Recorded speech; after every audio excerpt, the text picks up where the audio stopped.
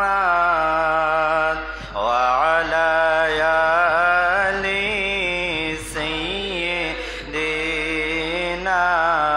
محمد وعلى آل سيدنا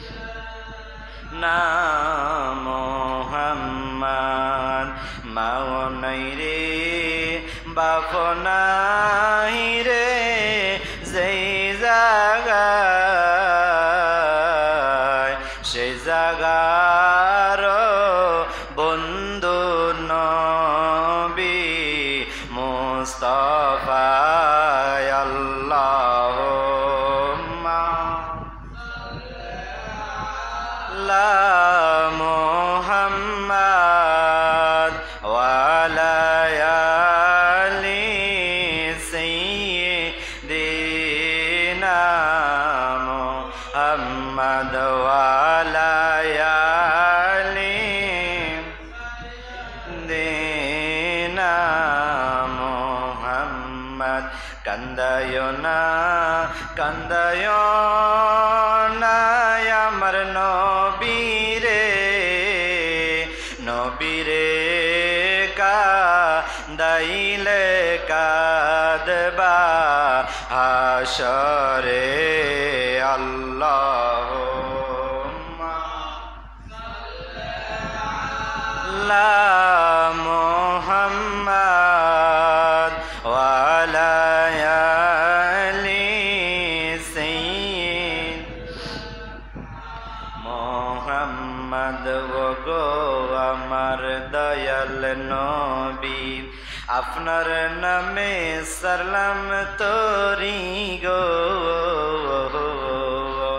বাঙ্গানায়ের হইব কান্ডারি গো নবী আপনি নবী নবী উলাম্বিয়া আপনি নবী নবী উলাম্বিয়া কাউসারের মালিক নবী কাউসার বিলাইবা গো নবী কাউসার বিলাইবা ফাফি তাফি উম্মতের তারাইবা গো নবী নবী তুমি নবী উলাম্বিয়া মায়ার নবী তুমি গুণমণি দয়াল নবী তুমি গুণমণি সালাতুনিয়া রাসূল সালামুনিয়া হাবিবাল্লাহ मरहबा या रसूल अल्लाह मरहबा मेरे आका मेरे मौला मरहबा सला दुनिया कुम सलामुनिया हबीब अल्लाह দেখা দাও ইয়া রসুল আল্লাহ দেখা দাও মেরে আকা মেরে মৌলা দেখা দাও সালা দুনিয়া আলাইকুম সালামুনিয়া হাবিবাল্লাহ আলাইকুম আল্লাহ আল্লাহ আল্লাহ আল্লাহ আল্লাহ আল্লাহ আল্লাহ আল্লাহ আল্লাহ আল্লাহ আল্লাহ মনে বহর আশা ছিল যাহা পাও মদিনা মারহাবা আল্লাহ আল্লাহ আল্লাহ আল্লাহ হায় হায় আল্লাহ আল্লাহ আল্লাহ আল্লাহ আল্লাহ মনে বড় আশা ছিল যাব মদিনা মারহাবা আল্লাহ আল্লাহ আল্লাহ সালাম আমি করব গিয়ে সালাম আমি করব গিয়ে নূরানি রওজায় মারহাবা আল্লাহ আল্লাহ আল্লাহ আল্লাহ আল্লাহ অনেক বড় আশা ছিল যাব মদিনায় মারহাবা আল্লাহ আল্লাহ আল্লাহ আল্লাহ আল্লাহ আল্লাহ আরব সাগর পাহাড়ি দিব মারহাবা আল্লাহ আল্লাহ নাই গো আমার তোরি মারহাবা আল্লাহ আল্লাহ আল্লাহ আল্লাহ আল্লাহ পাখি নয়তা উড়ে যাব পাখি নয়তা উড়ে যাব ডানাতে বর করি আল্লাহ আল্লাহ আল্লাহ মনে বড় আশা ছিল যাব মদিনায় মারহাবা আল্লাহ আল্লাহ আল্লাহ মনে বড় শখ ছিল যাব মদিনায় মারহাবা আল্লাহ আল্লাহ আল্লাহ আল্লাহ আমার আশায় আছে সম্বল নবী আশায় আছে সম্বল নাই করি কি উপায় মারহাবা আল্লাহ আল্লাহ আল্লাহ আল্লাহ আল্লাহ আল্লাহ আল্লাহ আল্লাহ আল্লাহ আল্লাহ আল্লাহ আল্লাহ আল্লাহ আল্লাহ আল্লাহ আল্লাহ আল্লাহ লা ইলাহা ইল্লাল্লাহ মুহাম্মাদুর রাসূলুল্লাহ সাল্লাল্লাহু আলাইহি ওয়াসাল্লাম।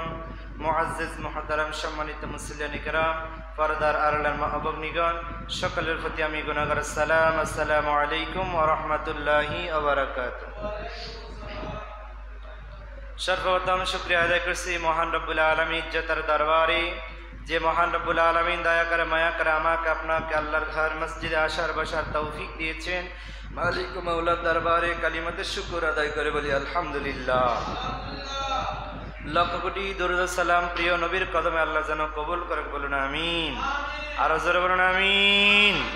আজকে সফর মাসের দ্বিতীয় জুমা। আজকের আলোচ্য বিষয় হলো নামাজের ফজিলত এবং নামাজ তরক করলে আমাদের কি সাজা দুনিয়াতে এবং আখিরাতে, সে সম্পর্কে আল্লাহ রাব্বুল আলামিন আমাকে বলার, আপনাদেরকে সওয়াবের নিয়তে শোনার আমল করার তৌফিক দান করুক। জবান খুলে বলুন আমিন।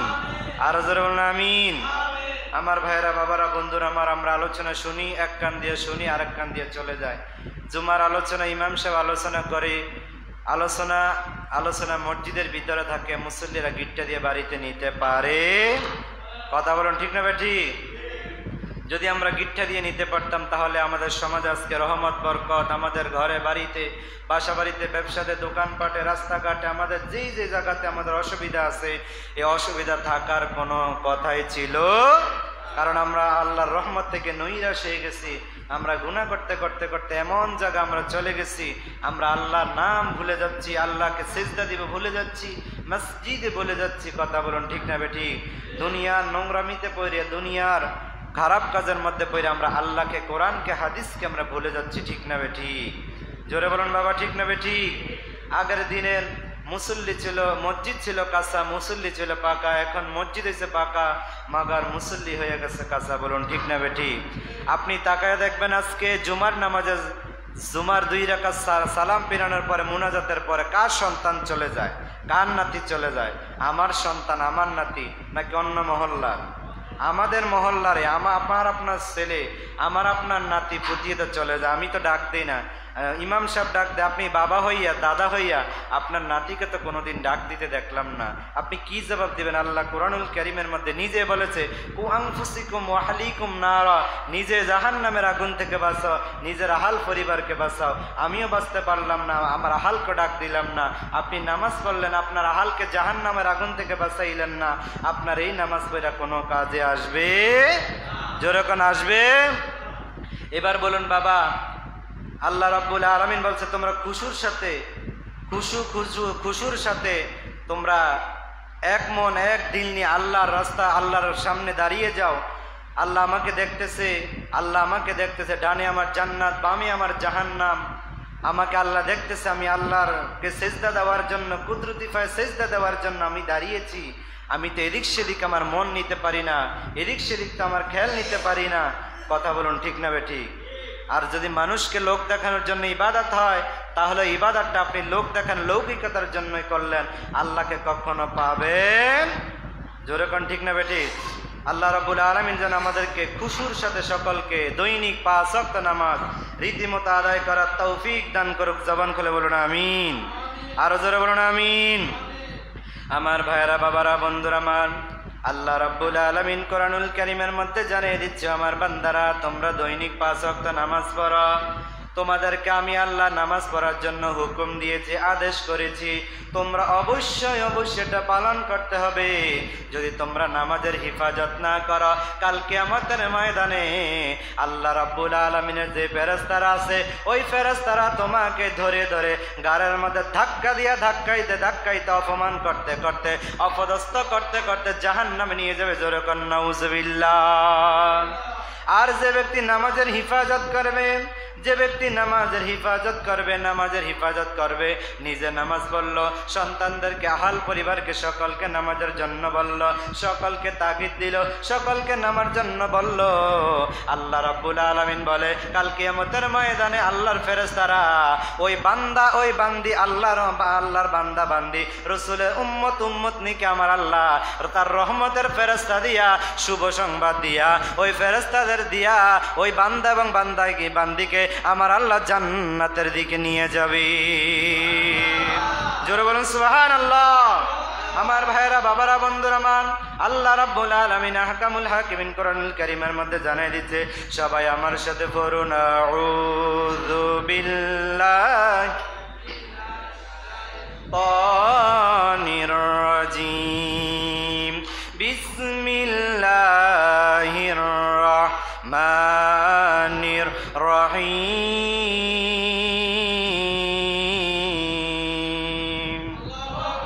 আরো জোরে বলুন না আল্লাহু আকবার। আল্লাহ রাব্বুল আলামিন জানিয়ে দিচ্ছে, তোমরা নামাজের হিফাজত করো, তোমরা নামাজের হিফাজত করো। আমার আল্লাহ জানিয়ে দিচ্ছে, হাফিজু আলা সালাওয়াতি, তোমরা কি করো? নামাজের হিফাজত করো। আয় রাব্বুল আলামিন আল্লাহ তো আমাদের জন্য রাসূলের উপরে মেরাজের রজনীতে 50 ওয়াক্ত নামাজ নাজিল করে দিয়েছেন। কমাইতে কমাইতে 5 ওয়াক্ত নামাজ আসছে। দৈনিক আমাদের জন্য 5 ওয়াক্ত নামাজ ফরজ না সুন্নত? জোরে কোন বাবা, ফরজ না সুন্নত?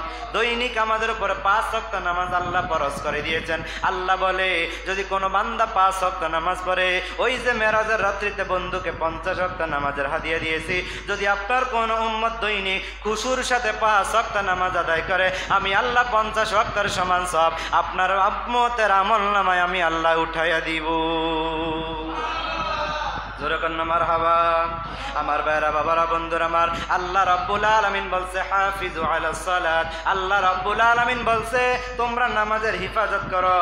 আমার আল্লাহ রাব্বুল আলামিন 2টা নামাজের কথা বিশেষভাবে বলেছেন। আমার আল্লাহ গুরুত্ব সহকারে কোরআনুল কারীমের মধ্যে আয়াত নাজিল করে তাফসীর কারকগণ লিখতেছেন, আমার আল্লাহ কেন এই দুই ওয়াক্ত নামাজের কথা বলেছেন। আমার আল্লাহ রাব্বুল আলামিন আহকামুল হাকিমিন বলে, তোমরা মধ্যবর্তী নামাজ আসরের নামাজের হিফাজত করো। জোরে কোন সুবহানাল্লাহ। তাফসীর কারকগণ তাফসীর করতে আমরা যখন তাফসীর পড়ি, যখন আমরা আয়াতের তাফসীর পড়তে গেলে ব্যাখ্যার মধ্যে, বিশ্লেষণের মধ্যে পাই, আল্লাহ রাব্বুল আলামিন কেন আসরের নামাজ, তোমরা বেশ আসরের নামাজের উপর আল্লাহ কেন যত্নবান হওয়ার জন্য বলেছে। আসরের নামাজের মধ্যবর্তী নামাজের মধ্যে মধ্যবর্তী যে নামাজটা আছে, ওই নামাজের জন্য আল্লাহ কেন হেফাজত করতে বলেছে। নামাজ 5 ওয়াক্ত বাবারা, বন্ধুরা আমার, ফজর জোহর একদিকে, মাগরিব এশা একদিকে, মধ্যবর্তী নামাজ হলো আসর। আল্লাহ কেন এখানে আসরের নামাজের হেফাজতের কথা বলেছেন? আমার আল্লাহ বলে, আমি আল্লাহ দুনিয়া সৃষ্টি করেছি মুহররমের 10 তারিখে, আবার আমি আল্লাহ দুনিয়া কিয়ামত করব মুহররমের 10 তারিখ। ওই দিনটা হবে জুমার দিন, শুক্রবার দিন। জোরে কোন মারহাবা। আয় রব্বুল আলামিন আল্লাহ এখানে হাকিকতটা কি তাফসীর কারকগণ লিখতেছে, আল্লাহ আসরের নামাজের হেফাজত এই জন্য বলেছে, আসরের নামাজের শেষ, মাগরিবের নামাজের আগে কিয়ামত হয়ে যাবে। এই জন্য আল্লাহ বলছে, আমার বান্দারা তোমরা মধ্যবর্তী নামাজটা আসরের নামাজের হিফাজত করো। জোরে বলুন সুবহানাল্লাহ। আমার ভাইয়েরা বাবারা বন্ধুরা আমার ভাইয়েরা বাবারা বন্ধুরা আমার, আসরের নামাজের হেফাজত করতে হবে, আসরের নামাজের হেফাজত করতে হবে, আসরের নামাজের হেফাজত করতে হবে। আমার ভাইয়েরা বাবারা বন্ধুরে, আল্লাহর নবী যখন যুদ্ধ কইরা যখন আলী রাদিয়াল্লাহু তাআলা আনহুর উরুর মধ্যে পাও দিয়ে ঘুমাচ্ছে গর্তের মধ্যে, ওই আবু বকর হযরত আলী রাদিয়াল্লাহু তাআলা আনহু তখন আসরের ওয়াক্ত হয়ে গেছিল। আসরের নামাজ, সূর্য আকাশের দিকে ডুবে যাচ্ছে, লালিমা বর্ণের হয়ে আকাশ ডুবে যাচ্ছে, আকাশের মধ্যে পশ্চিম আকাশের মধ্যে সূর্য ডুবে যাচ্ছে। আলী রাদিয়াল্লাহু তাআলা আনহু একবার সূর্যের দিকে, লালিমা বর্ণের ওই সূর্যের দিকে তাকায়, আবার রসুলের চেহারা মোবারকের দিকে তাকায়। রসুল তো আমার উরুর মধ্যে পাও দিয়ে ঘুমাচ্ছে, এখন আমি কি রসুলকে ডাক দিব নাকি নামাজ পড়বো? দ্বিধাদ্বন্দ্বের মধ্যে পড়ে গেল, দ্বিধাদ্বন্দ্বের মধ্যে পইরা আলী রাদিয়াল্লাহু তাআলা আনহুর দুই চোখ দিয়া শুধু বেয়ে পানি পড়তেছে। জোরে জোরে কোন মারহাবা। আল্লাহর নবী, নূরের নবী গো, আপনি নবী আমার জীবন মায়ার নবী, নূরের নবী গো, আপনি নবী আমার জীবন, রহমাতাল লিল আলামিন, আপনি উম্মতের জামিন, গুনাহগার উম্মতের আপন জন। আল্লাহর নবী গো, আপনি নবী আমার জীবনের, জোরে কোন মারহাবা। নবী আমার জীবনের জীবন, নবী আমার পরাণের পরাণ, ঠিক না বেটি? বন্ধু গো, আলী রাদিয়াল্লাহু তাআলা আনহু চোখ বেয়ে কান্না করতেছে। কান্না করতে করতে যখন চোখের ডগা থেকে পানি বেয়ে নাকের গোড়া দিয়ে দাঁড়ি বেয়ে যখন রসুলের চেহারা মুবারকের মধ্যে পানি পইরা গেল, আমার রাসূলুল্লাহ ঘুম থেকে জাগ্রত হইয়া গেল। আর জোরে কোন সুবহানাল্লাহ। এবার রাসূলুল্লাহ সাল্লাল্লাহু আলাইহি সাল্লাম জাগ্রত হয়ে দেখতেছেন আলীর চোখ বেয়ে পানি পড়তেছে। আলী রে, কেন তুমি কাঁদতেছো? তোমার চোখ বেয়ে কেন পানি পড়তেছে? আলী ডাইকা কয়, ইয়া রাসূলুল্লাহ, ইয়া হাবিবাল্লাহ, নবী গো, ও মায়ার নবী, পশ্চিম আকাশে তাকাইয়া দেখেন গো নবী, হলুদ বর্ণের সূর্যটা লালিমা বর্ণের হয়ে গেছে। সূর্যটা আস্তে আস্তে আস্তে আস্তে পশ্চিম আকাশে ডুবে যাচ্ছে গো। ইয়া রাসূলুল্লাহ, আসরের ওয়াক্ত হয়ে গেছে, আসরের ওয়াক্ত চলে যাচ্ছে গো নবী, আমি তো আসরের নামাজ পড়তে পারি না। আপনি নবী তো আমার পায়ের উপরে, রানের উপরে ঘুমিয়েছিলেন, আমি আপনাকে জাগ্রত করতে পারি না, কারণ রাসূলুল্লাহ সাল্লাল্লাহু আলাইহি সাল্লাম তো হলো রহমাতাল লিল আলামিন, আল্লাহর পরে যার স্থান গো, আমি তো আপনাকে জাগাইতে পারি না, আমি কিভাবে জাগাইব? এই জন্য অজস্ররে আমার চোখ দিয়ে বেয়ে পানি পড়তেছে। এবার আমার নবী ডাইকা কয়, আলী রে, টেনশন করিও না, টেনশন করিও না, তুমি আসরের নামাজ পড়বা বলে। ইয়া রাসূলুল্লাহ, কে না ইচ্ছাকৃতভাবে কে নামাজ তরক করে না কেউ? আমার নবী বলে, আলী রে, তাহলে তুমি রেডি হইয়া যাও আসরের নামাজ আদায় করার জন্য। আলী ডাইকা কয়, ইয়া রাসূলুল্লাহ, নবী গো, সূর্য তো ডুবে যাচ্ছে, লালিমা বর্ণের হয়ে গেছে, এখন তো আসরের ওয়াক্ত নাই। আমার নবী ডাইকা কয়, আলী রে, আমি নবী দজি বলে ওই সূর্যটা আসরের ওয়াক্তের জায়গায় সূর্য আইসা হাজির হইয়া যাবে। আরো জোরে কোন মারহাবা। আমার নবী যখন ইশারা দিল, সূর্য আবার আসরের জায়গা আইসা চইলা আসলো। এবার আলী রাদিয়াল্লাহু তাআলা রাসূল আসরের নামাজ আদায় করে ফেলল। আমার ভাইয়েরা, বাবারা, বন্ধুরা আমার, এই জন্য আসরের নামাজের গুরুত্ব, অনেক ফজিলত, অনেক বর্ণনা আছে। সাহাবারা যখন বিপদের মধ্যে পড়তেন, তখন আসরের নামাজ যার না জানা হইতো, সে যখন দোয়া করত, সাথে সাথে বিপদ থেকে মুক্তি হইয়া যাইত। আগের জামানা আমরা দেখছি যখন বৃষ্টি হইতো না, মাঠের মধ্যে যখন ফসলের ঘাটতি, ফসলের জন্য পানি নাই, সব রাস্তাঘাট বিল নদী নালা সব শুকিয়ে গেছে, তখন বড় বড় খতমের অনুষ্ঠান হইতো। ওই খতমের মধ্যে যিনি মুনাজাত দিত উনি আসরের নামাজ জীবনে ত্যাগ করে না। ওই ব্যক্তি তো যে আসরের নামাজ ত্যাগ করে না, এমন ব্যক্তি যখন দোয়া করতো রে, সাথে সাথে আকাশ থেকে আল্লাহর রহমতের বৃষ্টি জমিনের মধ্যে ঝরে পড়তো। এমন ইতিহাস আপনারা জানেননি? যেরকম জানেননি? আমার ভাইয়েরা, বাবারা, বন্ধুরা আমার, আপনারা রঘুনাথপুর বাজার ছিলেন, রঘুনাথপুর ফয়েজাম ঈদগাহ ময়দান, বিশাল একটা ঈদের ময়দান, অনেক বড় জমায়েত। সেখানে বৃষ্টি নাই, এলাকাবাসী সকলে মিলে, আলেম ওলামা মিলে দোয়ার একটা ব্যবস্থা করেছে। যতই দোয়া, মসজিদ ভিত্তিক বাড়ি বাড়ি দোয়া করে, দোয়া কবুল হয় না, আকাশ থেকে রহমতের বৃষ্টি হয় না। ওই রঘুনাথপুর ঈদগাহ ময়দানে যখন আপনার এই বড় খতমের আয়োজন করলো, দোয়ার অনুষ্ঠানের আয়োজন করলো, এখন কে মুনাজাত পরিচালনা করবে? এক আলেম আরেকজনকে বলে আপনি দোয়া করেন, বলে না আমি পারবো না। আরেকজন বলে, আরেকজন কেউ বলে, কেউ সম্মতি দেয় না, আমি দোয়া করতে পারবো না। একজন আলেম উইটা মাইকটা হাতে নিয়ে বলে, এই মজলিসে কে আছেন গো, আপনার বুঝ হওয়া থেকে বিদ্যা হওয়া পর্যন্ত, এই বয়স পর্যন্ত কে আছেন যার জীবনে কোনোদিন আসরের নামাজ কাজা হয় না? একটা মুরব্বী, 80-90 বছরের একটা মুরব্বী লাঠি হাতে নিয়ে শরীরটা কাঁপতে কাঁপতে কাঁপতে কাঁপতে ওই লোকটা দাঁড়াইলো, দাঁড়িয়ে বলে, হুজুর গো, আমার বুঝ হওয়া থেকে এই পর্যন্ত আমি কোনোদিন আসরের নামাজ কাজা করি না। জোরে বলুন সুবহানাল্লাহ। আমার ভাইরা বাবারা বন্ধুরা আমার ভাইরা বাবারা বন্ধুরা আমার, ওই লোকটা যখন দোয়া করলো রে, দোয়ার মধ্যে সাথে সাথে আকাশ থেকে রহমতের বৃষ্টি জমিনে পড়া শুরু হইয়া গেছে। জোরে বলুন সুবহানাল্লাহ। এরম অসংখ্য অসংখ্য কারামত আমাদের দেখা আছে না নাই, জানা আছে না নাই? আমার ভাইরা বাবারা বন্ধুরা আমার, এবার আসেন আমরা নামাজকে হেফাজত করব কেমনে? বন্ধু গো, ও আমার ভাইরা বাবারা বন্ধুরা আমার, নামাজের হেফাজত করতে হবে, নামাজের হেফাজত করতে হবে, নামাজের হেফাজত করতে হবে। বন্ধুরে বন্ধুরে মনোযোগ দিয়ে শুনিয়া রাখেন, নামাজ না পড়লে দুনিয়াতে আপনার দুনিয়াতে শাস্তি আছে, মরণকালেও শাস্তি আছে, কবরে হাসরে মিজানে ফুলসেরাতে সমস্ত জায়গার মধ্যে আপনাকে ফেরেশতারা আটক করে ফেলবে, ফেরেশতারা আপনাকে আটক করে ফেলবে, ফেরেশতারা আপনাকে আটক করবে, একের পর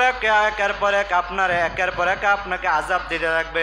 বন্ধুরে আমার, বেনামাজির জন্য আমার আল্লাহ রাব্বুল আলামিন 15 ধরনের শাস্তি রেডি করে রেখেছে। আমার ভাইয়েরা বাবারা বন্ধুরে, ও আমার ভাইয়েরা বাবারা বন্ধুরা আমার, বেনামাজির জন্য 15 ধরনের শাস্তি। কয় ধরনের? কথা বলেন, কয় ধরনের? বেনামাজ, কথা বলেন, কয় ধরনের? 15 ধরনের শাস্তি বেনামাজির জন্য। আমার ভাইয়েরা বাবারা বন্ধুরে, মনোযোগ দিয়ে আলোচনাটা শোনেন। আপনি যে নামাজ পড়লেন না, নামাজ ছেড়ে দিলেন, আপনি যে দুনিয়ার কাজে মগ্ন হয়ে গেলেন, আপনার দাদা আপনাকে ডাকতেছে, আপনার বাবা আপনাকে নামাজের জন্য ডাকতেছে, আপনার মা আপনাকে ডাকতেছে, আপনি সাড়া দিলেন না।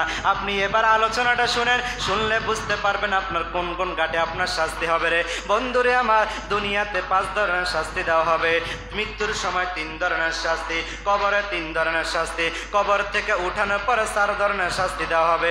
এই হলো 15 ধরনের শাস্তি দেওয়া হবে বেনামাজিকে। আমার আল্লাহ জোরে জোরে কর নাউজুবিল্লাহ, আরো জোরে কর নাউজুবিল্লাহ। কয় ধরনের শাস্তি দিবে? 15 ধরনের শাস্তি। তার মধ্যে দুনিয়াতে 5 ধরনের, মৃত্যুর সময় 3 ধরনের, কবরে 3 ধরনের, এবং কবর থেকে উঠানোর পরে হাসরের ময়দানে 4 ধরনের। আমার ভাইয়েরা বাবারা বন্ধুরা আমার, আপনার দুনিয়াকে যে 5 ধরনের শাস্তি দিবে, 1 নম্বর শাস্তি হলো আপনার জীবনের রহমত বরকত কমে যাবে। আমার ভাইয়েরা বাবারা বন্ধুরা আমার, এবার চিন্তা করেন আপনার সমাজে, আপনার ঘরে, আপনার মহল্লায় কার ঘরে রহমত আছে, কার ঘরে রহমত বরকত আছে? আপনার সমাজের কথা বাদ দিলাম, আপনার নিজের প্রতি আপনি নিজে খেয়াল করেন, আপনার পরিবারের প্রতি আপনি খেয়াল করেন, আপনার ঘরে কেমন রহমত আর বরকত আছে। যে ঘরের মধ্যে নামাজ নাই, আল্লাহর নবী বলে ওই ঘরটা হলো অন্ধকার কবরের মধ্যে, কবরের মতো। আর যেই দেহের মধ্যে জিকির নাই রে, ওই কলবটা, ওই শরীরের অংশটা হইল অন্ধকার কবরের মধ্যে। জোরে কর নাউজুবিল্লাহ।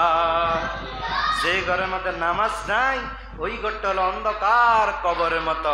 যেই দেহের মধ্যে জিকির নাই, জিক্রুল্লাহ জারি নাই, ওই কলবটা, ওই দেহটা হইল অন্ধকার কবরের মতো আলোকময়, এখানে রহমতের ফেরেশতা ঢুকতে পারে না, শয়তান বাসা বেঁধে রাখছে, কেমনে ঢুকবে? কথা কোন ঠিক না বেঠিক? এই জন্য নামাজ ভালো লাগে না, কোরআন ভালো লাগে না, আলেম ওলামার কথা ভালো না, হক্কানি আলেম ওলামার কথা ভালো না, তরিকতের নিয়ম ভালো লাগে না, তরিকতের নিয়ম ভালো লাগে না, ঠিক না বেঠিক? জোরে কোন বাবা, ঠিক না বেঠিক? কলব যদি পরিষ্কার হইয়া যায় রে, আপনার সমস্ত নেক আমল করতে শুধু মজাই লাগবে। এবার আসেন, 1 নাম্বার হলো আপনার জীবনে রহমত বরকত কমে যাবে। 2 নাম্বার হলো আপনার চেহারার মধ্যে নূর কমে যাবে। বন্ধুরে, আপনি কালো হন সমস্যা নাই, যদি আপনি নামাজের জন্য, অজুর জন্য এই চেহারার মধ্যে যদি অজুর পানি লাগাইতে পারেন, অটোমেটিকলি আপনি কালো আছেন, কালো থাকবেন, কিন্তু আপনার চেহারা থেকে অটোমেটিকলি নূর চমকাইতে থাকবে। অনেক আলেম ওলামা দেখবেন, অনেক মুসল্লি আল্লাহওয়ালা দেখবেন, তারা কালো কালো কুচ্ছি তেমন কালো, কিন্তু চেহারার দিকে তাকাইলে মায়া লাগে, চেহারার দিকে তাকাইলে দেখা যায় চেহারা থেকে নূরের মতো কিছু একটা চমকায়। দেখছেন নি? আমি জীবনে হাজার হাজার হাজার হাজার আলেম ওলামা দেখছি, হাজার হাজার মানুষ দেখছি, কালো চেহারা, কিন্তু ওই যে নামাজের জন্য অজুর পানি লাগাইছে, অজুর পানি লাগানোর কারণে আমার আল্লাহ তার চেহারার মধ্যে অটোমেটিক কুদরতি নূর লাগাইয়া দিছে।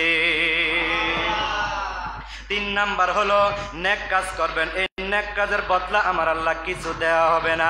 আমার বন্ধুরা, বাবারা, বন্ধুরে, আপনি বেনামাজে সপ্তাহে 1 দিন হাজিরা দিলেন, মাসে 1 দিন হাজিরা দিলেন, 2 ঈদের নামাজে হাজিরা দিলেন, জানাজার নামাজের হাজিরা দিলেন, বন্ধুরে, ও বন্ধু বেনামাজি হইয়া আপনি নেক কাজ করবেন, ওই নেক কাজের বদলা আমার আল্লাহ আপনাকে কোনো সওয়াব দেওয়া হবে না। 4 নাম্বার হলো বেনামাজি যদি আল্লাহর দরবারে কোনো দোয়া করে, ওই দোয়া কোনো আল্লাহর দরবারে কবুল হবে না। 5 নাম্বার হলো নেক বান্দা দোয়া তার জন্য কোনো কাজে আসবে না। আপনি বেনামাজি হইয়া লক্ষ লক্ষ টাকা খরচ কইরা কোরআন খতম করাইয়া 40-50 জন আলেম খবর দিয়া খতমে ইউনুস পড়াইয়া দোয়া করবেন, ওই নেক আমল আল্লাহর ওলি বা আপনার আলেম ওলামা যা দোয়া করবে, নেক বান্দারা যে দোয়া করবে, ওই দোয়া আপনার কোনো কাজে লাগবে না, আপনার কোনো উপকারে আসবে না। এখন দেখেন, সুদখোর, ঘুষখোর, জিনাখোর, ব্যভিচারখোর, কোটিপতিরা আলেম ওলামা দিয়ে দাওয়াত খাওয়ায়, আলেম ওলামারা হাদিয়া দেয়, লক্ষ লক্ষ টাকা খরচ করে গরু খাওয়ায়, নামের জন্য গরু খাওয়ায়। আল্লাহ বলে, তোর নামটাই হইব, কিন্তু তুই যে আমি আল্লাহকে খুশি করানোর জন্য তুই যে খাওয়াইলে, এটা আমার আল্লাহর দরবারে কখনো কবুল হবে? কারণ তুই ঘুষ খাস, সুদ খাস, জিনা করস, ব্যভিচার, তুই কেমনে রে মানুষকে খাওয়াইলে? লক্ষ লক্ষ মক্কা শরীফের ইমাম, মদিনা শরীফের ইমাম আইনা দোয়া করিল, তোমার দোয়া কোনো কাজে আসবে? কারণ তুমি সুদ খাইতেছ। কি খাইতেছ? সুদ খাইতেছ, ঘুষের টাকা, জিনার টাকা খাইতেছ, চুগলখড়ি, মিথ্যা কথা বলতেছ। কথা বলুন, ঠিক না বেটি? এই 5টা হলো দুনিয়ার শাস্তি। আমার বাবারা, বন্ধুরা আমার, এবার আসেন, দুনিয়ার হায়াত শেষ হওয়ার পরে আমরা যখন কবরে যাব, কবরে যাওয়ার আগে আমাদের মৃত্যু আছে না নাই? জোরে কোন আছে না নাই? মৃত্যু কি আছে না চলে গেছে? কথা কানাকা, মৃত্যু আছে না চলে গেছে? আমার ভাইয়েরা, বাবারা, বন্ধুরা আমার, মৃত্যুর সময় 3 ধরনের শাস্তি দেওয়া হবে। 1 নাম্বার হলো ফেরেশতারা তাকে অপমানের সাথে মৃত্যু দিবে। 2 নাম্বার হলো ক্ষুধার্ত অবস্থা মৃত্যু দিবে। 3 নাম্বার হলো পিপাসিত অবস্থা, মানে পানির পিপাসা অবস্থা মৃত্যুবরণ করবে। এবার আসেন কবরে 3 ধরনের শাস্তি। দুনিয়া থেকে চলে যাওয়ার পরে, রূহ চলে যাওয়ার পরে এবার আপনাকে কোথায় দিবে? কবরে। কোথায়?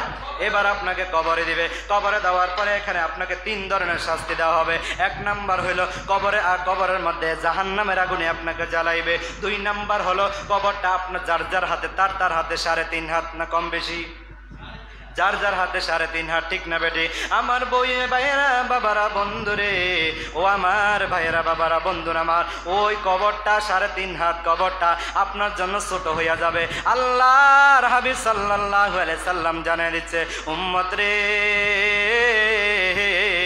ও উম্মত রে, যখন জাহান্নামী হইবা, তোমাকে যখন কবরে দিব, তোমাকে কবরটা দিছে 3.5 হাত, 3.5 হাত মাইপা তোমাকে কবরটা দিছে, কিন্তু যখন তুমি জাহান্নামী বেনামাজি হইয়া কবর যাইবা, ওই 3.5 হাত কবরটা যখন মানুষ যখন তোমাকে দাফন কাফন করাইয়া যখন দূরে চলে যাবে, 40 কদম দূরে চলিয়া যাবে রে, আস্তে আস্তে আস্তে আস্তে মানুষ যখন সরবে, তোমার ওই 3.5 হাত কবরটা আস্তে আস্তে সিমতে সিমতে সিমতে সিমতে চাপতে চাপতে চাপতে চাপতে তোমার শরীরের মধ্যে লাইগা ডান পাশের চাপ দিবে রে, বাম পাশের হাড়গুলো ঠাস ঠাস করে ভেঙ্গে চুরমার হয়ে যাবে। আবার বাম পাশে যখন চাপ দিবে রে, ডান পাশের হাড়গুলা চূর্ণ বিচূর্ণ হয়ে যাবে। জোরে জোরে কন্যা নাউজুবিল্লাহ, আরো জোরে কন্যা নাউজুবিল্লাহ। আমার ভাইয়েরা, বাবারা, বন্ধুরা আমার, 3 নাম্বার হলো বিষাক্ত সাপ তাকে কবরের মধ্যে ধ্বংস করবে। দুনিয়ার ওই গোগরা সাপ আর চন্দ্রবরা সাপ আপনাকে কামড় দিল এমন না রে বন্ধু, ওই জাহান্নামের একটা সাপ দজি দুনিয়াতে সামান্য পরিমাণ যদি একটু নিঃশ্বাস পালাইতো রে, দুনিয়াতে যত ফসল ফলাদি আছে, সুষম খাদ্য আছে, শস্য উৎপাদন ফসল আছে, সমস্তগুলা তিতা তিক্ত হইয়া যাইত।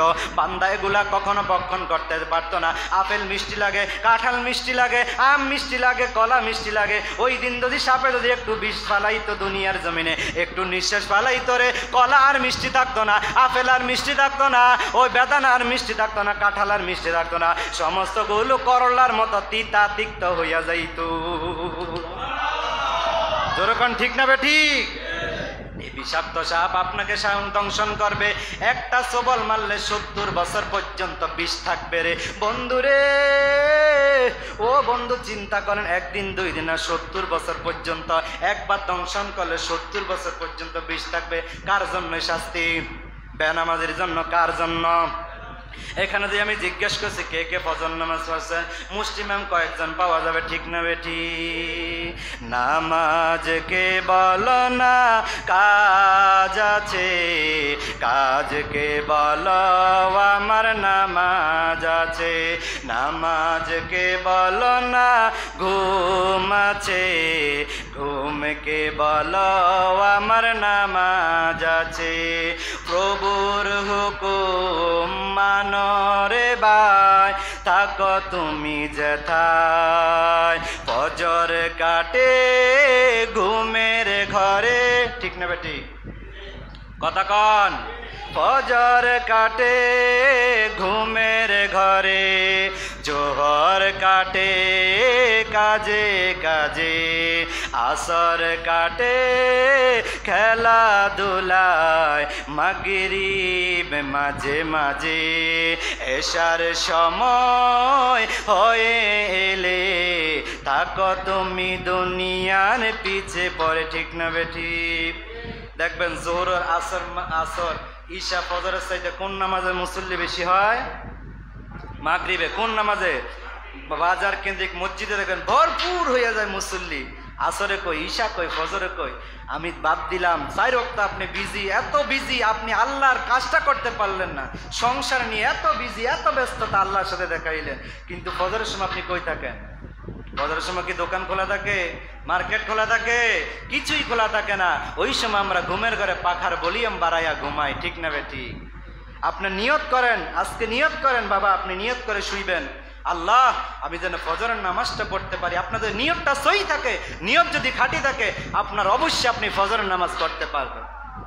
অনেকে বলে হুজুর ঘুম জাগ না পাই না, সজাগ পাই না। আমরা কেমনে সজাগ পাই? যারা নামাজি, যারা নিয়ত, যাদের নিয়ত সহি হবে, নিয়ত খাঁটি হবে, তাদের ওই নিয়তের উপরে তার কর্মটা উপরে তার কর্মটা সে ফলাফল পাইয়ে যাবে, ঠিক না বেটি? আপনি নিয়ত করে শুন, আজকে আপনি চিন্তা করবেন, যদি আপনি সজাগ না পান, আপনার নিয়তের মধ্যে গন্ডগোল আছে। আপনি বললেন আল্লাহ যে নামাজ পড়লাম, মনে মনে করলাম আরে সকালে উঠতাম, মজু কইরাম, নামাজ পড়লাম, মসজিদে যাইয়াম, আহারে আবার আমার ঘুমের চোখটা ভাঙে যাবো, চোখটা ডলাডলি করানো লাগবে, আছে না নাই? জোরে কোনো আছে না নাই? এদিক দিয়ে নিয়ত করলেন, এদিক দিয়ে আবার মনের মধ্যে পুষ্কামি লাগাই দিলেন, তাহলে আপনার নিয়তে কোনো কাজ আসবে? কোনো কাজ আসবে না। আমার ভাইয়েরা, বাবারা, বন্ধুরা আমার, এরপরে আসেন কবর থেকে উঠানোর পরে 4 ধরনের শাস্তি। এবার কবর থেকে কোথায় উঠানো হবে? হাসরের ময়দানে। কোথায়? কোথায়? হাসরের ময়দানে উঠানো হবে। হাসরের ময়দানে আপনাকে 4 ধরনের শাস্তি দেওয়া হবে। 1 নাম্বার হলো আপনার হিসাব নিকাশটা কঠিন হবে। 2 নাম্বার হলো আল্লাহ তার উপরে রাগান্বিত হয়ে যাবে। আল্লাহ সেদিন কাহার মানে শক্ত হয়ে যাবে। আল্লাহ সেদিন তাকে এমনভাবে ধরবে, ছুটার কোনো কায়দা নাই, ছুটতে পারবে না। এমনভাবে জাররা জাররা হিসাব নিবে, জাররা জাররা, কোন সময়, কোন সেকেন্ডে কোথায় মিথ্যা কথা বলেছ। এই জনের কাছে এই কথা বলে যে ভাই আমি তো এটা কই না, কিয়ামতের ময়দানে আপনি সারতে পারবেন না মিথ্যা কথা বলে। এগুলো তো ফেরেশতারা রেকর্ডিং করেছে, ওই কিরামান কাতিবিন আমলের ডায়েরিটার মধ্যে লিখে রাখছে, কিয়ামতের ময়দানে দেখতে পারবেন, ঠিক না বেটি? 2 নাম্বার হলো আল্লাহ তার প্রতি রাগান্বিত হয়ে যাবে। 3 নাম্বার হলো তাকে জাহান্নামে ধাক্কা দিয়ে তাকে জাহান্নামের ভিতরে ফেরেশতারা ঢুকাই দিবে। 4 নাম্বার হলো তার যে চেহারা আছে ওই চেহারার মধ্যে তিনটে জিনিস লেখা থাকবে। 1 নাম্বার হলো আল্লাহর হক নষ্ট করে। এবার বলেন নামাজ কার হক? জোরে কোন কার হক?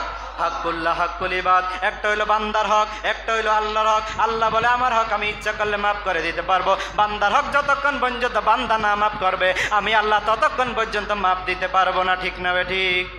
কলা চুরি করে খাইছেন, ডাব চুরি করে খাইছেন, কিয়ামতের ময়দানে গৃহস্থ যায় কইব এ রে অমুক ছেলে আমার ডাব চুরি করে খাইছ, আজকে কিয়ামতের ময়দানে হিসাব দে, ডাবের চুরি না দে, কলা চড়া না দিলে আমি এই যে তোরে জান্নাতে যাইতে দিতাম না। বলে কেমনে কেমনে পরিশোধ করবো, আমার তো টাকা নাই পয়সা নাই। বলে তোর যে নেকামাল আছে নেকামাল দিয়া দে। নেকামাল যতক্ষণ পর্যন্ত শেষ না হইবে ওই গৃহস্থ চাইতে থাকবো আর ওই চোরা বেড়ায় দিতে থাকবো। দেখবে দিতে দিতে দিতে তারা নেকামালের বান্ড খালি হইয়া গেছে। আমার আল্লাহ বলবে ফেরেশতারা গাড্ডার মধ্যে ধাক্কা দিয়া বেঈমানের মতো শাস্তি দিতে দিতে তাকে জাহান্নামের মধ্যে ফালাইয়া দে। জোরে কোন নাউজুবিল্লাহ। তাহলে কলাস ছাড়া ডাবের চুরি করা যাবে নিও আমার বন্ধুরা। আমার 2 নাম্বার হলো আল্লাহর রহমতে নৈরাশ হয়ে যাবে। 3 নাম্বার হলো আল্লাহ তাকে গুসার মধ্যে বলবে তুই দূর হ দূর হ দূর হইয়া যা দূর হইয়া যা। আমি আল্লাহ তোকে নামাজ পড়ার কথা বলেছি, মসজিদে আজান হইছে, ইমাম সাহেবটাকে ও কলিমুল্লাহ নামাজের মধ্যে আসো। মুসল্লিরা মসজিদে আসার সময় ও নাতিকে ডাক দে, ছেলেকে ডাক দে। ছেলে গাড্ডা বাঁকা কইরা গাত্তারামি কইরা ওই দিক দিয়ে দোকানের কাছে বাজারের দিকে রাস্তার মধ্যে চলে যা। আছে না নাই? কথা কোন আছে না নাই? আপনাদের মহল্লে আছে, আপনার সন্তানে আছে, আপনার নাতি আছে, এগুলা বলা লাগবে না। ঠিক না বেটি? আপনি যদি দেখার জন্য আপনার এত কৌতূহল জাগে, আপনি এখানে আসরেন বারান্দার মধ্যে বসবেন, আজানের পরে দেখবেন কয়টা মানুষ মসজিদের দিকে আসে আর কয়টা গাড্ডা তেরা করে বেহাইয়ার মতো বাজারের দিকে, রাস্তার দিকে, দোকানের দিকে চলে যায়। আপনি বারান্দার মধ্যে দেখলে বসতে বুঝতে পারবেন। ঠিক না বেটি? জোরে কোন ঠিক না বেটি? আল্লাহ আমাদের সকলকে নামাজের হেফাজত করার তৌফিক দান করুক। বলুন আমিন। আরো জোরে বলুন আমিন। এই যে 15টা শাস্তির বর্ণনা করলাম, এগুলা কি আমাদের আছে না গেছি গিয়া? জোরে কোন আছে না গেছি গিয়া? মরণ আমাদের সামনে, কবর আমাদের সামনে, হাসর নাসর মিজান ফুলসেরাত আমাদের সামনে। বাবা কেমনে পার হবেন ফুলসেরাতের পোল? আহারে বাবা ফুলসেরাতের পোলটা হবে হীরা চুলের চাইতে চিকন, হীরা চাইতে ধার, আর ধরণী থাকবে জাহান্নামের আগুন। যখন পাও দিবে কাইটা কাইটা কাইটা কাইটা নিচে নিচে থাকবে জাহান্নামের নদী।